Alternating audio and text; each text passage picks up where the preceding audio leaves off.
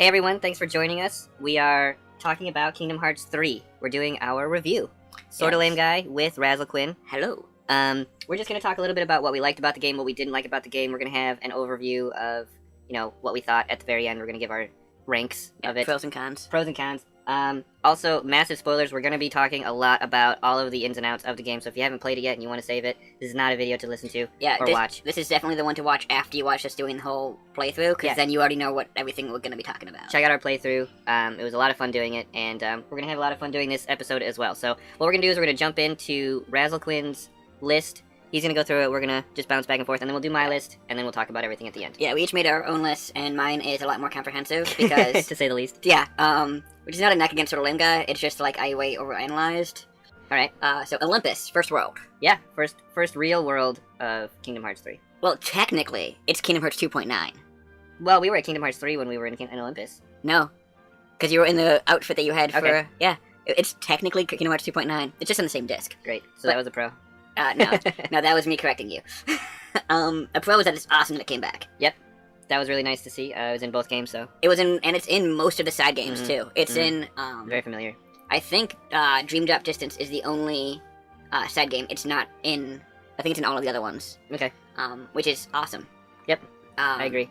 That boss fight with the Titans was so much fun, and it was a great first boss fight to, get into, this is how bosses is gonna be in this game. Yep, and it really, it introduced you to the gameplay, which was really fun as well, so... Yeah. Yep, I completely agree. It was a great first world, it was a very good tutorial world of, this is how the game's gonna go.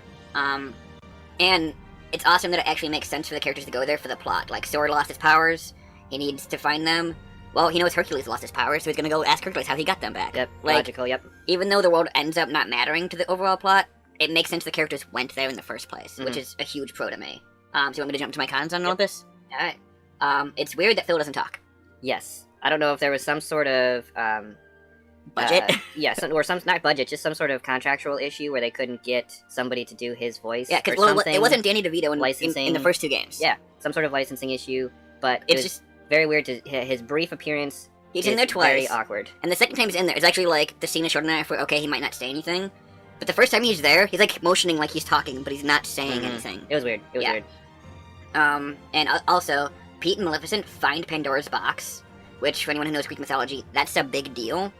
They find it, and it doesn't pay off. It's this huge thing in Greek mythology, and nothing happens with it. There's no Hades showing up like, oh, here's where it is. It's gonna, sneak away with it or anything. There's just like, oh, this is what we're looking for. Toss it back in the hole and we leave. I agree. I think that, that scene plus Pete and Maleficent's contribution to the game overall was very side character-y, very much didn't have any effect on it. Whereas in the first two games, they were really driving the story. So yeah, it was disappointing to see that there wasn't really much for them to do. Yeah, well, they were kind of side in the second game, but they were definitely more significant than they were in this one.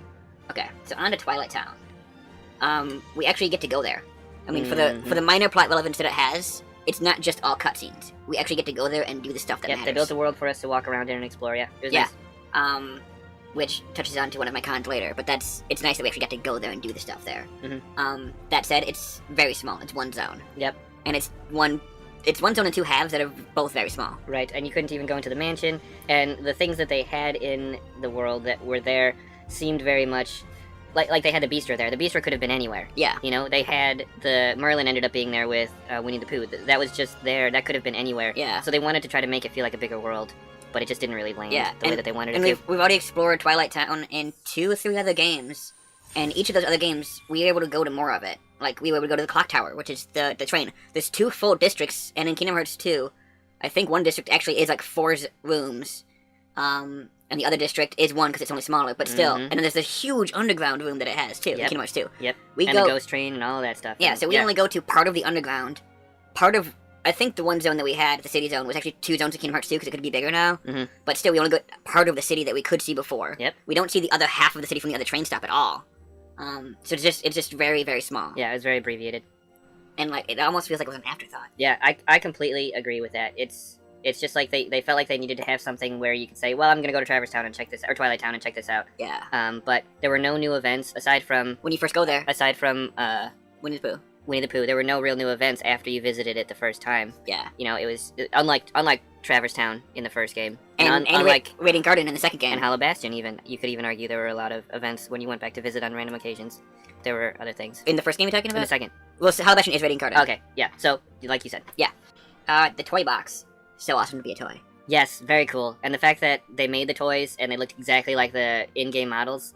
Oh man, Yeah, it was... that was some fun. Yeah, and... Fully posable. You could everything you did in the game you can do with those toys, man. Yeah. I was nerding out hardcore, nerding out hardcore. Yeah, that was a lot of fun. Yep. Also a lot of fun, Mechasora. Yeah, the mech suits. Like, I don't like FPSs.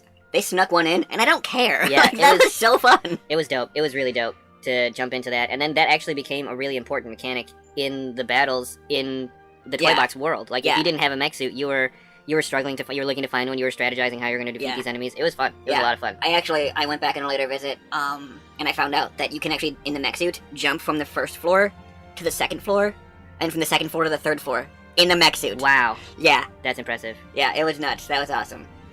So my only con for Toy Box is that it has no real importance on the overall story. The only thing that matters is that non-organic things can have hearts. Okay, I wholeheartedly agree with you. This was actually one of my cons as well. Okay. But more, not just specifically the toy box. It was more like all of the worlds. Yeah. I kind of itemized it like I had that as a con for all the worlds that actually had Yeah, that. you just don't feel like you could have the story relevations that came through as you play the game didn't matter where you were. It didn't matter which world you were in. You know, because they would jump to the way to the dawn. They would jump to the darkness. They would jump to all of these different locations, and then that's where they would reveal the world, Yeah. the story. Excuse me. And it didn't matter that Sora was standing in Pirates of the Caribbean or San Francisco or in Olympus, because the way that they would cut away, Yeah. it didn't matter. You could have had the entire game in Olympus, and all of the story just be revealed at different plot points in Olympus, and it would have felt the same. Yeah. So I was really disappointing that they didn't incorporate the worlds. Yeah. They more did. They to did. me. That's the same as what they did in the second game. Mm-hmm. The first game was actually different though. Yeah. The first game, the worlds legitimately mattered. Mm-hmm. Like when you go to Wonderland in the first game, your whole thing there is saving Alice from being captured, and you fail, and that matters to the overall plot. Yep. And then she becomes a captured princess. Yeah. Yep. So and even the sad games, I think. Well, actually, some of the sad games have had story relevance in the in each world, but no, except for the first one, the main games haven't had that, and it's kind of a downer. That's all I have for Toy Box. Yep. All right, Kingdom of Corona. I have one pro for this game, for this world. One. And that is Sora and Company fit into the story with Flynn and Rapunzel. Yeah, they fit in beautifully. It didn't take any stretch of the imagination to see how did Sora, Donald, Goofy become friends with these people. Yes. It might have, but the way that they did it meshed perfectly. It made sense for Flynn to say what he said. And Rapunzel's way too trusting to begin with. It all fit. Yep. You didn't have to suspend your disbelief on this one, where there was like, oh, we're just assuming that they're all best friends now. Like it did really feel natural in this world. Yeah. Yeah. Under my cons, one big con is you just replay the movie. Mm-hmm. Some scenes are the exact same as they were in the movie, and they Photoshop Sora, Donald, Goofy into it.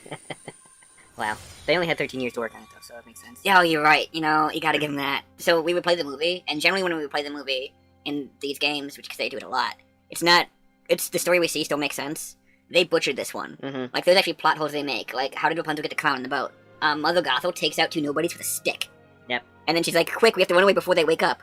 But they're nobodies. She actually disperses them in clouds. How would they be waking up? Monstropolis, the world felt so much bigger than it was. Yes. Yeah. Like if you think about it after, that wasn't a huge world, but it felt huge going through. The room for doors felt massive. Yeah, you're right. Even though you were only on small platforms of it, it Yep. felt like going through it almost felt like, am I gonna go everywhere in here? This place is major big. Mm-hmm. And there were a lot of different layers for you to walk through and stuff. So you're right. It made it feel like the factory was huge. It made it feel like everything was massive. You're right. Yeah, but thinking about it afterwards, we didn't actually go much more than we did in the other worlds. It wasn't really that huge, but it felt so big. You're right. That was awesome. It was awesome to be a monster. Yes, they did a great job with the character creations. Yeah, for like this the costume world changes, all the worlds. all of the world costume changes were really good. Yep. And so this one actually fit into plot with the emotions of Scream and Laugh actually tied in with Vanitas and his dark emotions. Yep. So it made sense that he was the bad guy there. Like, it fit that the universe was showing back up there because it's all emotion based. It made sense. Yep. That was one of my pros as well. Was that they got really creative in trying to add some sort of Relevance to the worlds. With Monstropolis, and Toy Box specifically, and then when we get to it, the Caribbean. Yeah. They did a really nice job of taking the original stories that were already there, and then taking the story that was already existing in the Kingdom Hearts world, and finding a way to tie them together to make it so that there was some sort of at least they were acknowledging the relationship. Yeah, which was cool. And a huge plus from Metropolis, we didn't replay the movie. A con is that Randall didn't really make sense that he was there. It felt like they wanted a villain that the characters would recognize, and the only one they had was Randall. So it's and he's back because he has to be back for plot reasons, and stuff happens. Yeah, right? They needed some sort of anarchist or antagonist. So, 100 Acre Woods. The minigames were actually pretty fun. I enjoyed them. Okay. I like that you could have finished it on the first visit. Unlike all of the Winnie the Pooh stuff before, where it's the entire game's just scouring for pages. Revisit and go back and grind, and yep. Yeah, and it's we lost all the pages. Oh no. Oh no, we lost all the pages. Again. God, freaking keep track of this book. Con is it's really short. Yep. So that's the flip side of it, is it's really nice to finish it all in one go. Right. But it was really short. Then it ends up just being the thing is, if in Kingdom Hearts 2, and I've done this, if you don't go to Winnie the Pooh when you at first can, and you wait till you collect all the pages, you can actually do it in one go. And actually feels like it has substance to do it, just chain through all of it at once. So they could have had it be that kind of thing, you just going through it was only one space. It was only Rabbit's house. Yep. You didn't go to anyone else's house. Yeah. So they could have made it bigger and still be able to finish in one visit. I agree. I think that the world for 100 Acre Wood was a lot bigger in the previous games. It definitely was. And they just they made a decision to make it smaller. Yeah. And it seemed too small. Yeah.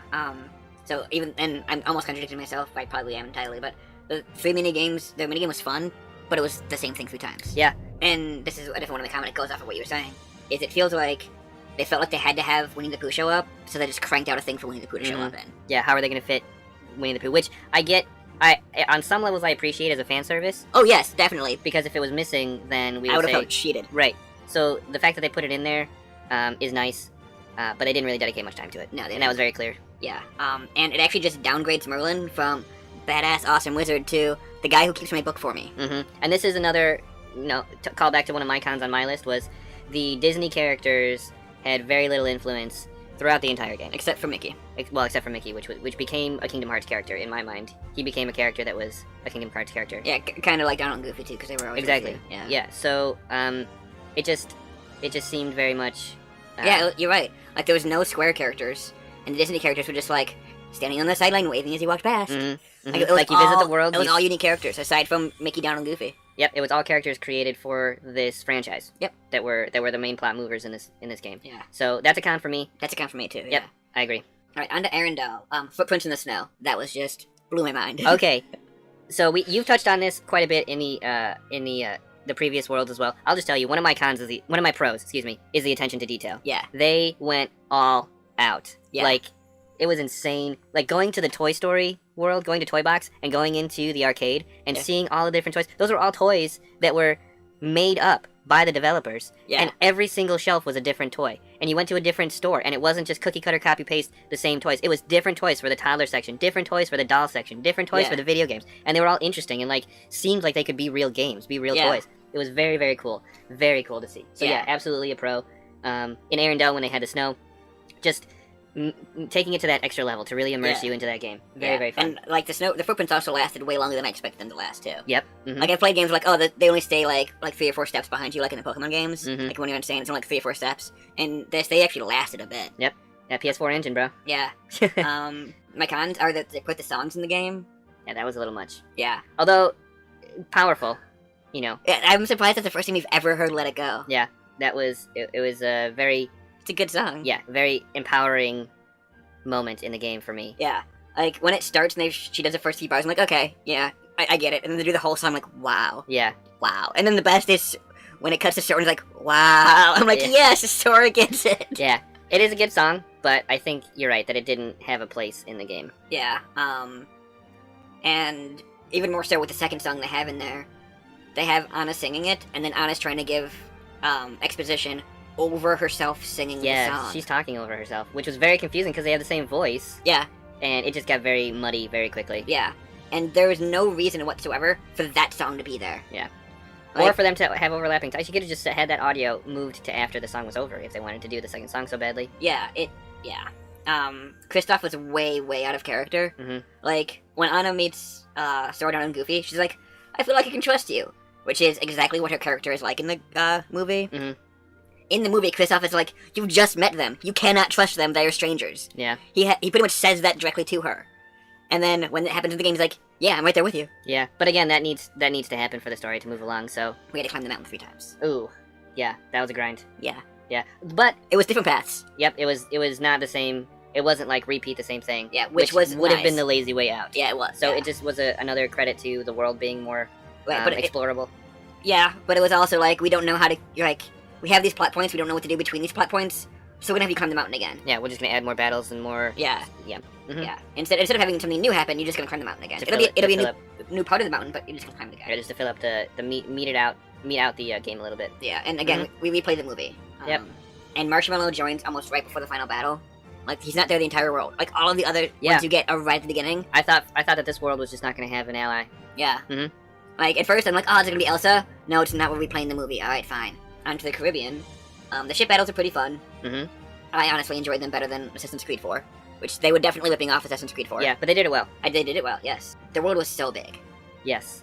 Like, So much to do. Like the port was huge, and then you go out into this world, and all of the islands that you could visit, they were all different. They were unique. yeah, They some, had, some of them had, like, levels to them, and Yep. they were big. Yeah. some of them had secrets that like it wasn't like you land on the island, get the treasures, defeat the enemies, move on to the next one. It was like you had to go under the water Yeah. and like go through these sunken ships and figure out where you were gonna get these items. It was very, very And so much so big they had their own maps just for that island that Yeah. you had to find. That Yeah. was awesome too. yeah. It was very cool. Very Yeah. cool. I agree. We had zero impact on the overall plot of that world. Yep. Like, We were and- just characters. We were just going along for the yeah, ride. but like in other ones that were replaying, because we replayed the movie, which is another con. But even in other ones where we played the movie, we actually helped the movie progress.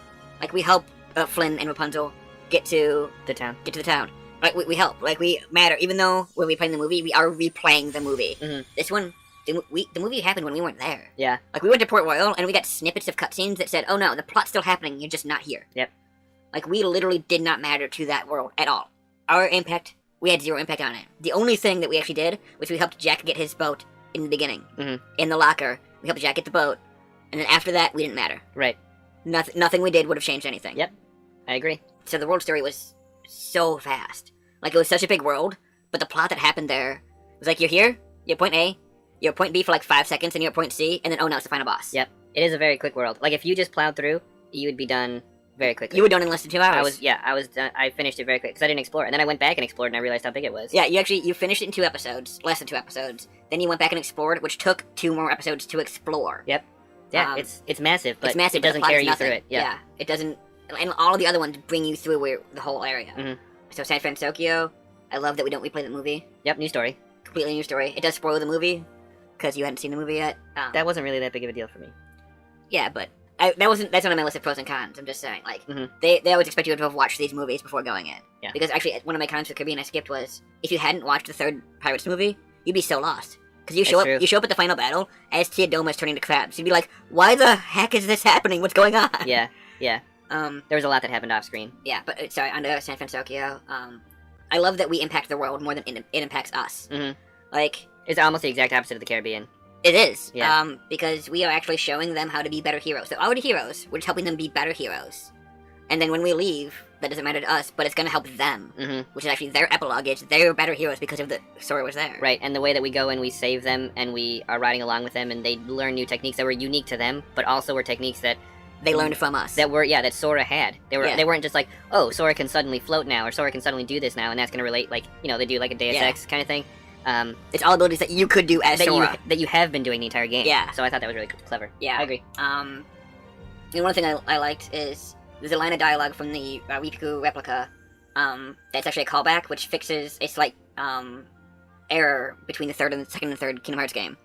And that is, so the whole thing with the third Kingdom Hearts game is they're time traveling to get the bad guys there. So Mhm. they're from the past, and he's time traveling to bring them to the future. And he needs vessels for them to inhabit in the future, right? In Kingdom Hearts 2, Merlin sends you back in time.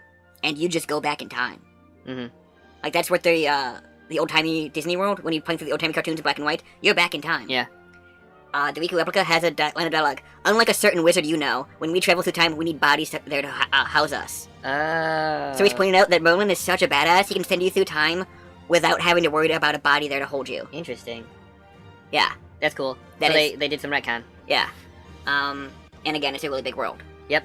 San Francisco is massive. Yeah. And again, the attention to detail. You can... And there's people walking around the city. Yep. And so this was another pro for me. Again, I say the attention to detail. But San Francisco and the Caribbean were two of the... San Francisco, Caribbean, and Toy Box were the 3 worlds that were my examples to explain. Yeah, to justify. Yeah. And San Francisco, it's a city, right? It's flat. It's a flat, plain city. But there's 3 levels to that city. There's the street level, there's the rail level, and then there's the tops of the buildings. Yeah. So it's 3 times as big right there. Yeah. And if you go, you go through the whole story, it's basically this big square. And if you decide you want to drop down, cut down one of these alleys, there's a car there that has dings on it, that has paint, there's like garbage floating around through, there's details, even in the small spots that nobody would normally go and explore on a normal playthrough.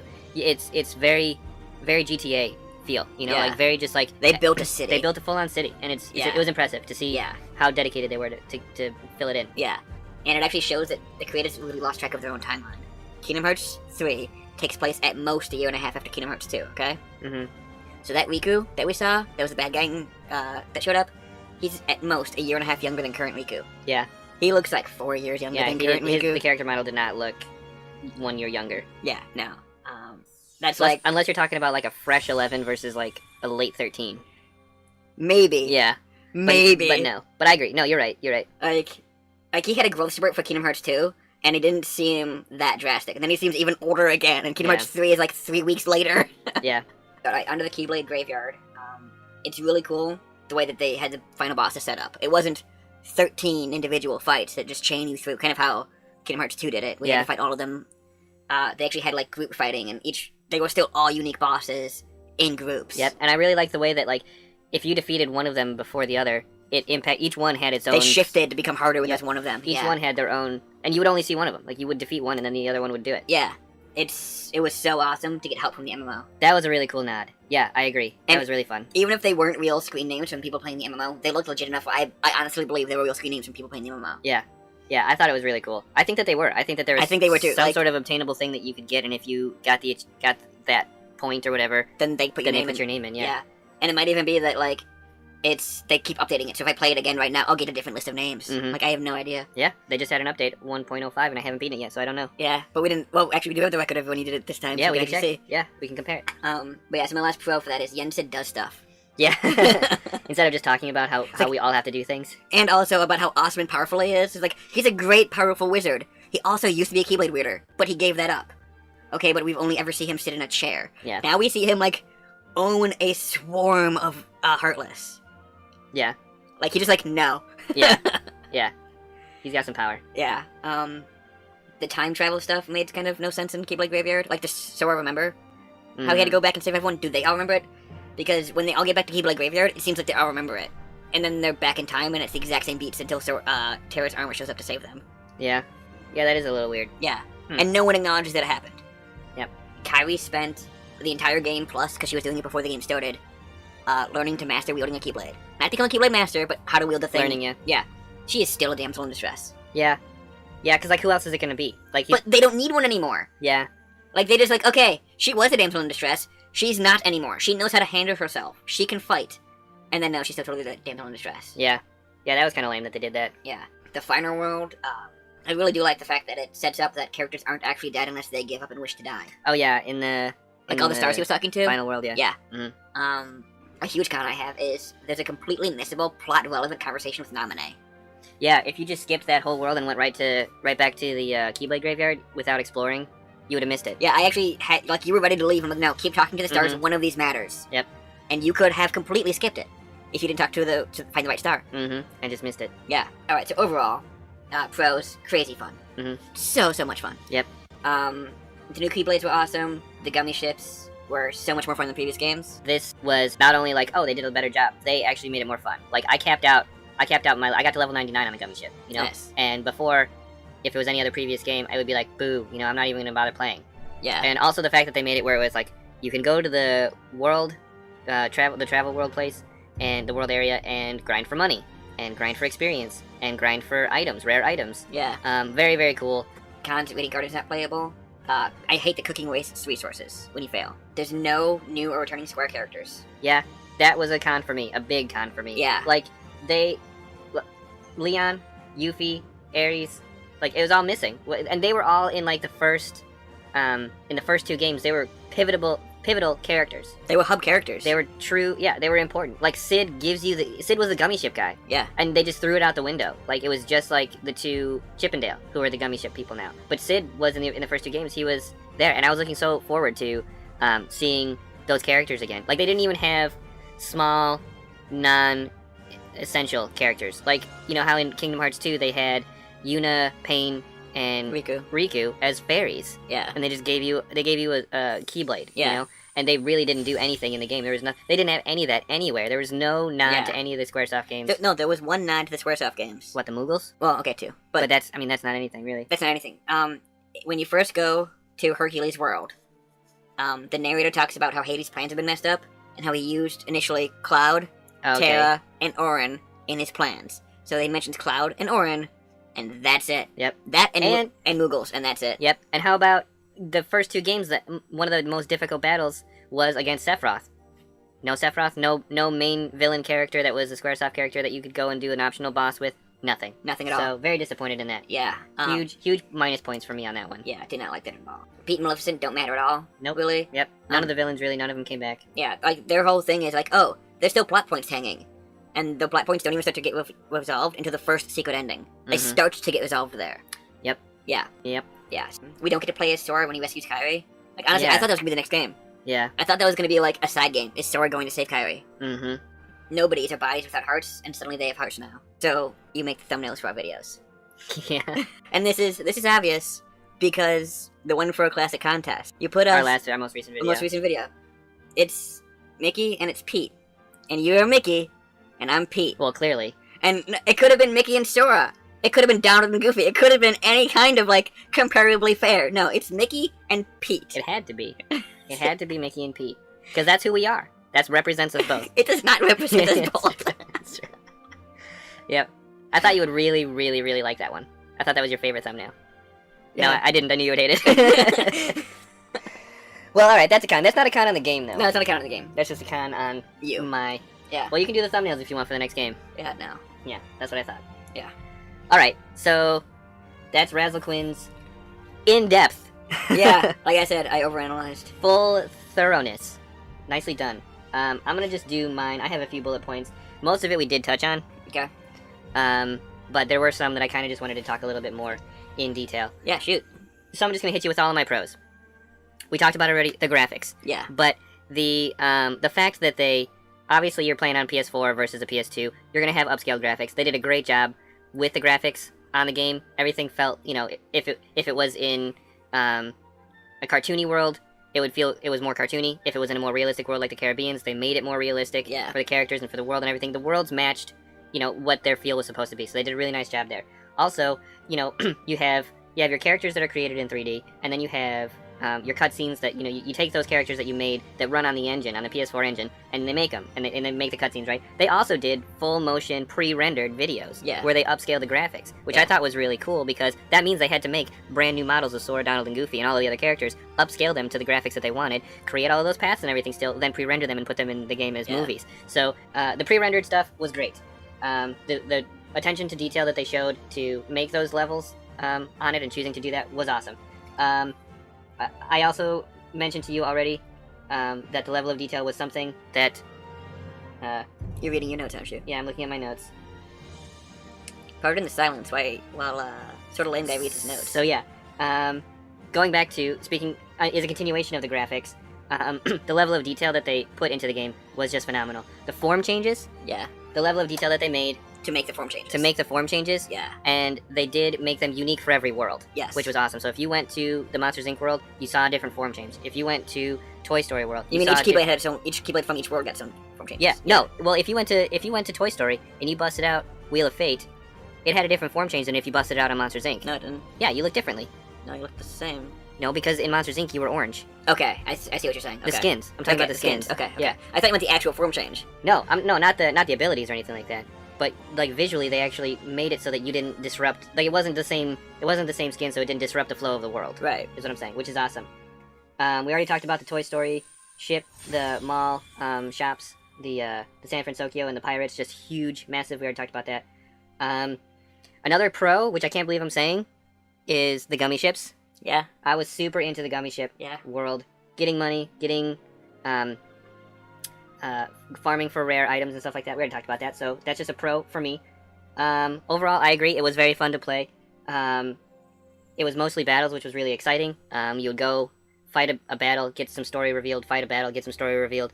You felt like you didn't feel like you were grinding through it. You didn't feel like it was a chore. It was just, the battle systems were fun. I actually got through it without having to do any level grinding at all. Yeah, and like it didn't feel like it was, this massive undertaking of all of this like gauntlet battles. You were just being thrown at. And sometimes they did have gauntlets where they wanted you to feel that way, but they were very small and they were appropriate for what was going on. Yeah.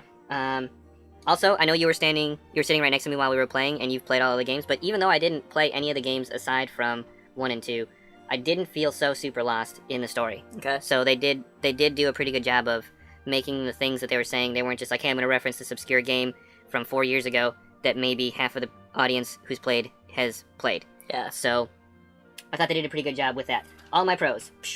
Cons. I'm old school, so I wrote it on a piece of paper. We talked about it already. No Final Fantasy characters. Yeah. Super bummed out. No Disney. The Disney main villains even. Hades was there, but Hades was there, but in 1 and 2 they were driving the story.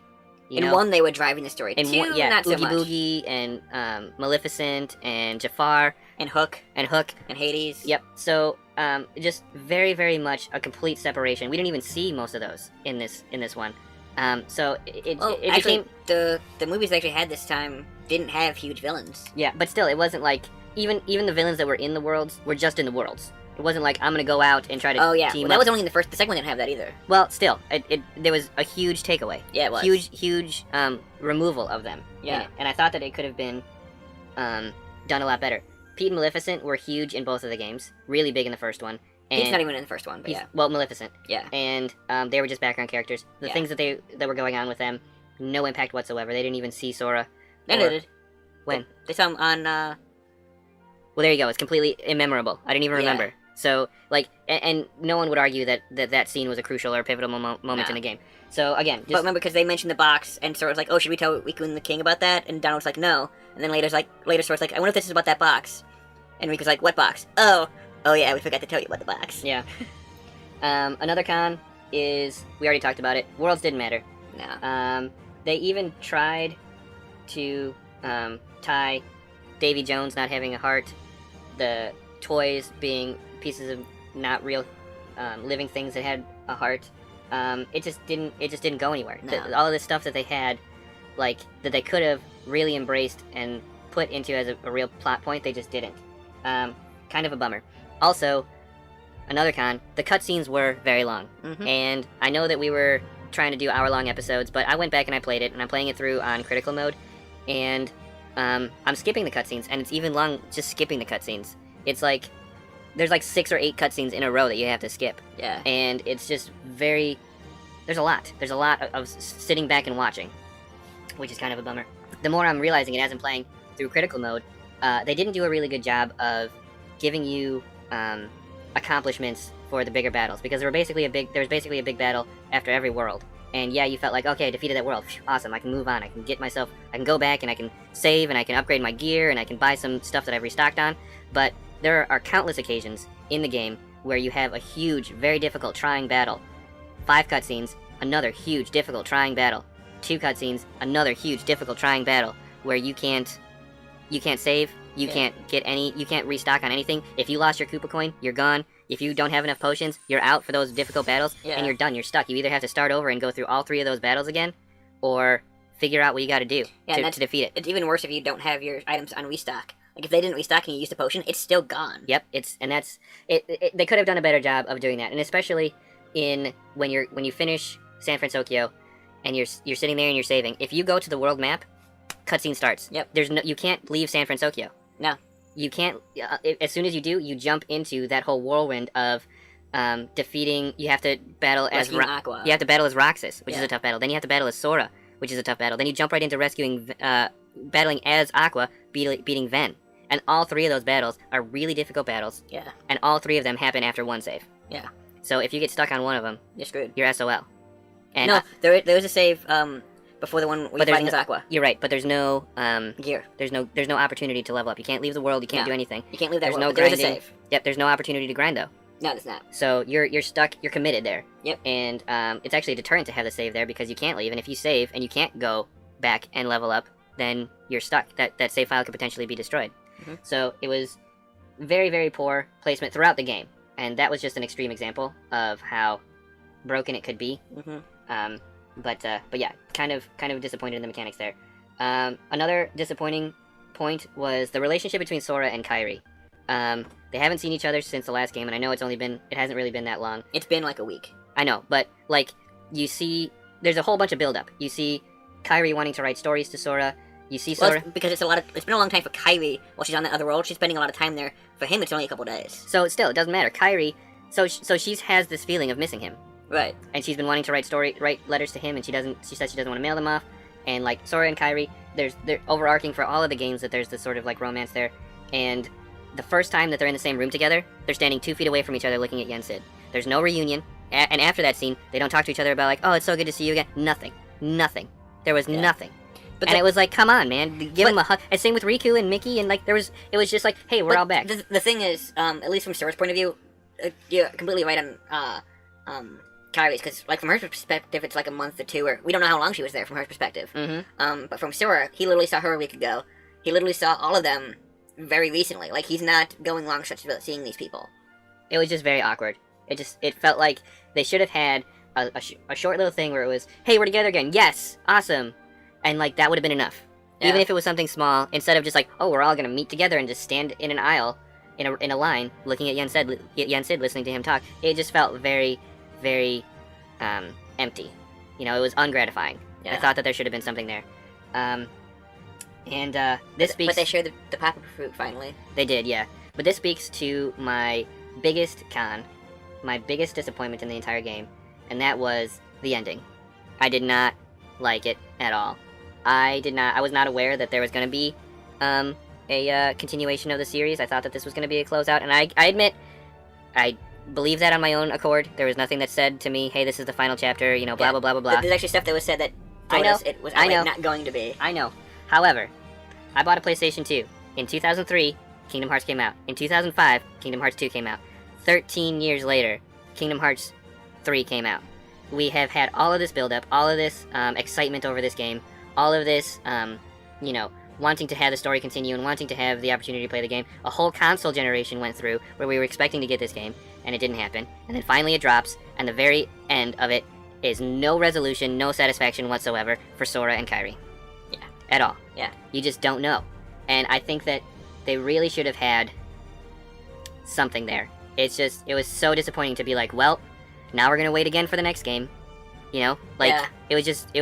I was very disappointed. Like I said, I felt like the next game was going to be a side game of Sora rescuing Kairi. And we're not even gonna get that. We're not even going to get that. Like, I would have enjoyed that. Like, I would have been pissed off, like, oh, we gotta save Kairi again, but alright. We get to play as Sora soloing, saving Kairi. This might actually be a fun game. And things are falling apart. It's been 13 years since the last game. Are they going to get Haley Joel Osment to come back again? Are they going to get the same writers and directors? Are they going to get the same level of dedication to this new game? Is it going to be a core game? Is it going to be a side game? I mean, there's so many things. They're setting themselves up for so many failures. And if they just closed this out and gave the audience what they wanted and said, this is a trilogy, here it is, go back and play the other games in the past, it would have been a lot better. The counter to that is, because the MMO added so much stuff to it, to the lore of everything, to tie up the loose ends of the MMO, we wouldn't have Kingdom Hearts 3 yet, because the game would still be in production, because it'd be so big to tie in all those loose ends. Like, the whole thing with the box, we don't know where that's gonna go, but that's gonna be a game. Yeah, well, okay, so then make that a side game and make that like an epilogue, or make that like a, you know, like what they did with the ones that went back 1,000 years, or 10,000 years back into the past. You know, do those games where it's like, this is part of the game, but the main story is done. You know? Yeah. I don't know, just my opinion, just my list of cons. The last one I had was that there was no real reward for completing Proud Mode. That's actually a pro for me. I know, but, you know, I am a completionist. Yeah, so am I. To a certain extent. But, like, when I see a game that has difficulty trophies, I'm like, well, I'm not platinuming this game because I'm not going to play it again on a difficult fair, trophy. but when you have two games that have, where the remastered came out, when did Kingdom Hearts 1.5 and 2.5 come out? They were both on PS3. Okay, so they came out when trophies were around. Yeah. And both of them have Proud Mode trophies.